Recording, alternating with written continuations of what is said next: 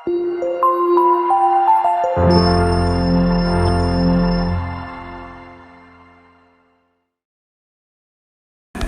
itu ya Allah ya Rabbi, ya, untuk menyebarkan sebuah ajaran agama, untuk mendakwahkan keimanan terhadap Allah.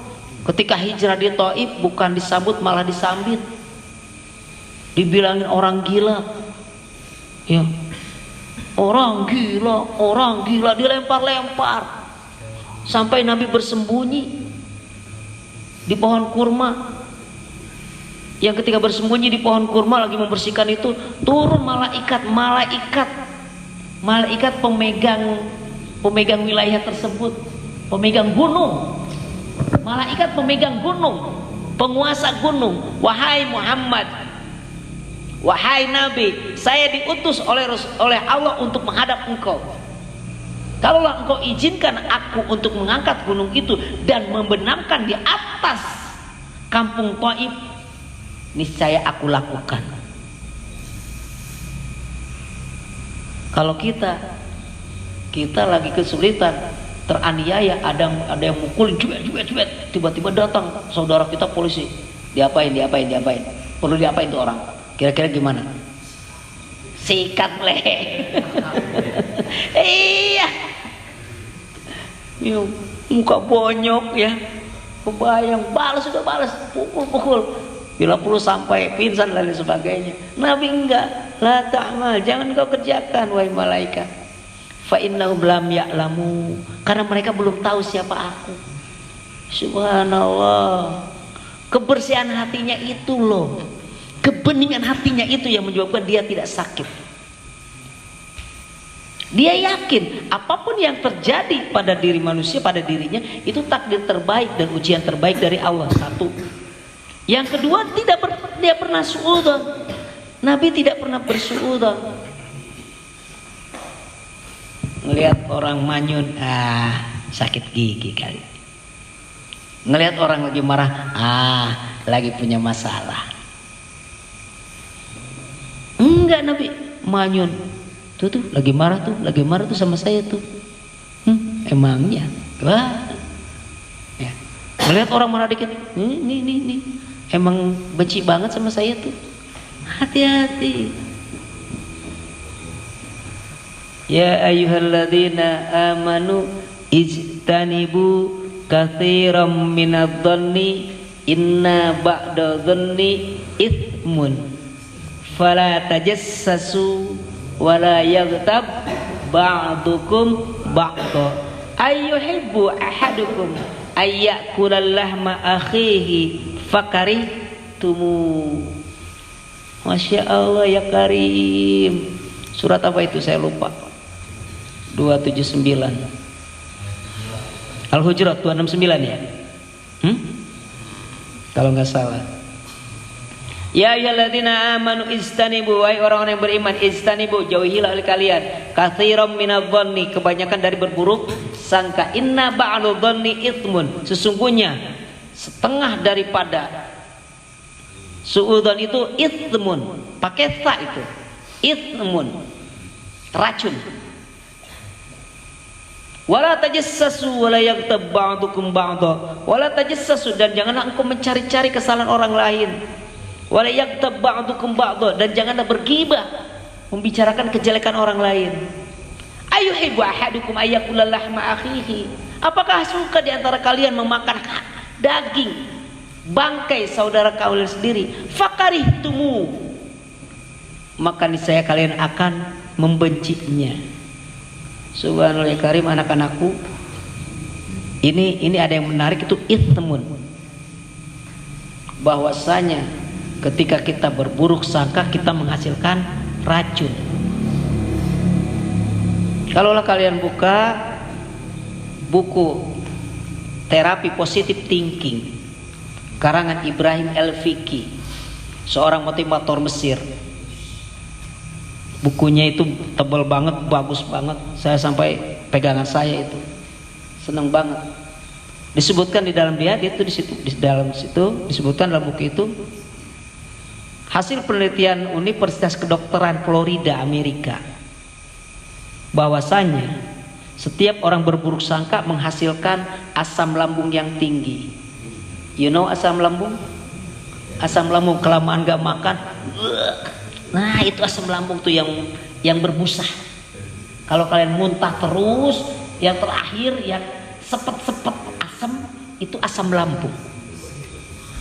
Nah ketika kita berburuk sangka, ternyata perut kita memproduksi asam lambung yang tinggi.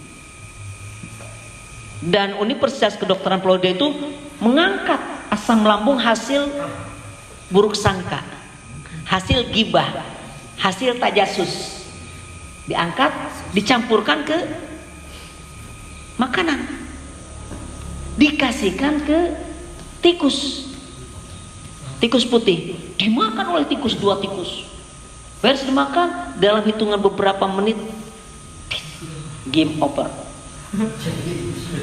mati 2 tikus. Dicoba lagi, dikasihkan ke tikus yang lain, 2 tikus lagi, kejadiannya sama, hanya hitungan beberapa menit mati. Yang akhirnya diambil kesimpulan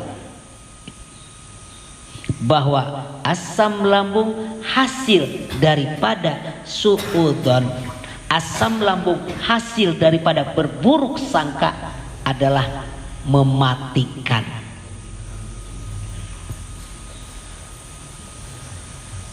Itu. Sehingga apabila kalian berburuk sangka, kita berburuk sangka, melihat itu, tuh, gitu tuh kan, mulai itu kan, tuh kan, mulai itu kan. Tuh gini kan. Nah itu memproduksi asam lambung, hati-hati.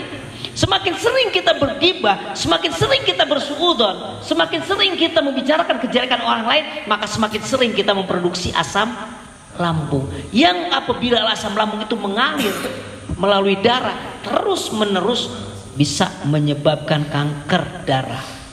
Yang apabila tersimpan di dalam perut, maka itulah penyakit ma.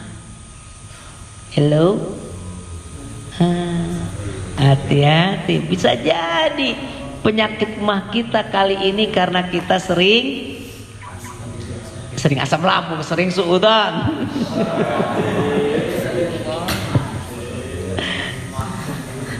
Sering suudzon. Masya Allah, ya makanya sekarang bagaimana? Husnudzon. Harus husnudzon, berbaik sangka. Itulah istanibu katsiran minadh-dhonni inna ba'dadh-dhonni itsmun. Racun itu yang dimaksud di situ adalah asam lambung. Menurut Ibrahim Al-Fiqi, itsmun itu asam lambung. Begitu dahsyatnya asam lambung sampai disebutkan atuhibbu ahadukum ayyuhibbu ahadukum ayyakula lahma ahi fakarihtumu. Sebanding racun asam lambung yang diproduksi daripada berburuk sangka sebanding dengan racun yang diproduksi oleh bangkai manusia. Waktu di Aceh kemarin, waktu tsunami, ada seorang relawan langsung main tarik. Ada bangkai yang sudah mencair, bangkai manusia yang sudah mencair, udah gemuk dan mencair, diangkat langsung ditarik, nggak taunya kepegang, lepas tangannya doang dapat, langsung dilempar dan waktu itu sama temennya langsung dipotong. Kenapa? Kalau tidak langsung dipotong, itu racunnya langsung menjalar ke sini dan langsung terpaksa dia habis ngambil, harus kehilangan, walaupun dalam hitungan hanya beberapa menit, langsung dipotong sama temennya. Dia menjitu, kenapa dipotong? Langsung tangannya dan menghitam. Itu dahsyatnya bangkai manusia. Makanya kenapa manusia meninggal harus dikubur dalam kedalaman tertentu 1,5 meter lebih, bahkan 2 meter, supaya tidak tercium baunya dan supaya tidak mengeluarkan racunnya tadi. Bangkai manusia baunya beda, dan bangkai manusia virusnya beda. Dipegang itu menjalar. Nah virusnya itu sejajar dengan racun yang diproduksi daripada asam lambung produk suudzon. Ya, Baik anak-anakku yang rahmati Allah Subhanahu wa taala, makanya jangan coba-coba ini. Aduh, dikit-dikit suudon, dikit-dikit ngelihat orang dari segi negatif, jangan. Lihatlah orang dari segi positifnya. Kenapa? Kalau melihat dari segi negatif, semuanya pasti punya. Semuanya pasti ada. Jangankan kiai, sekelas ulama, sekelas apapun syekh, pasti memiliki kekurangan dan memiliki dosa. Aduh.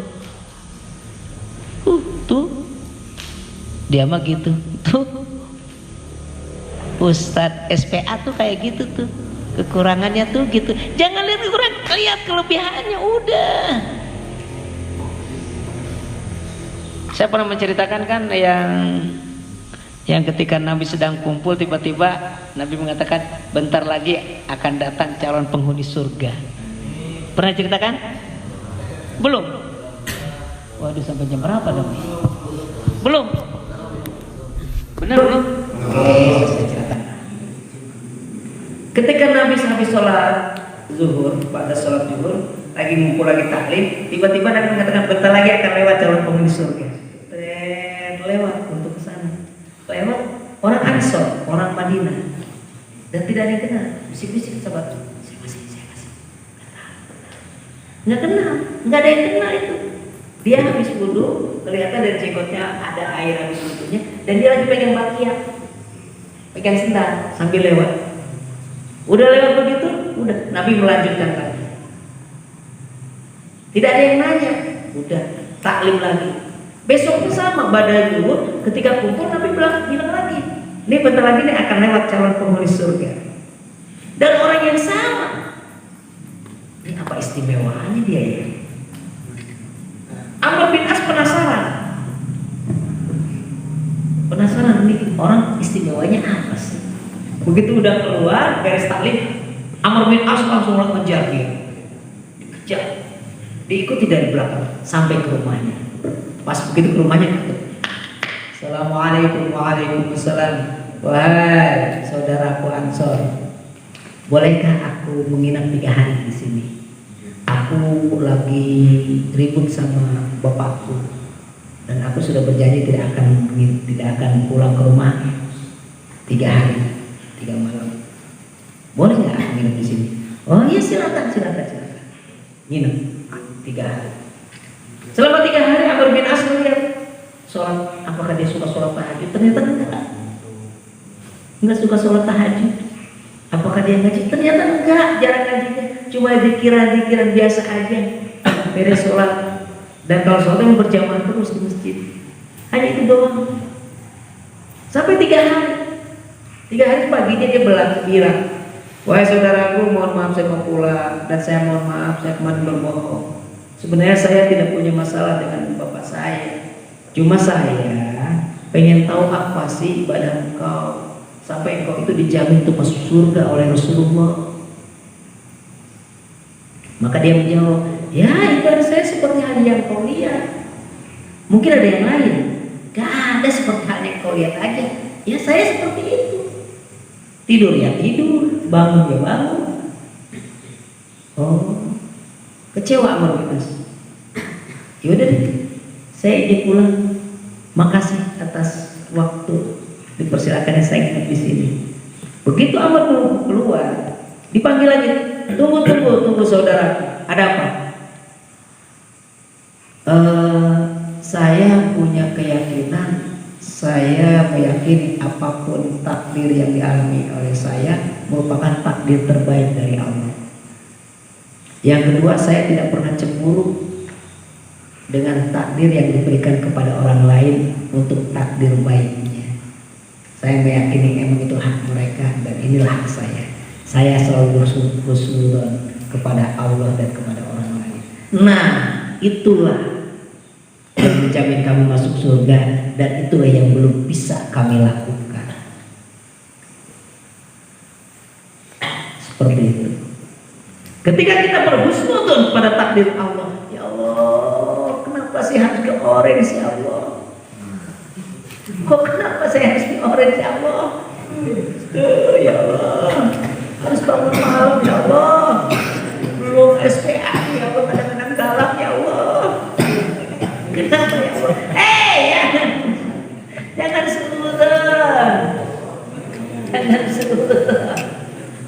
Ini saya mau bener nih, jangan sudah yakin. Oh, saya takdir terbaik emang harus ke Oreng. Saya takdir terbaik harus ketemu dengan Ustadz Sandi, Ustadz Yuda, Ustadz Dimas, ya.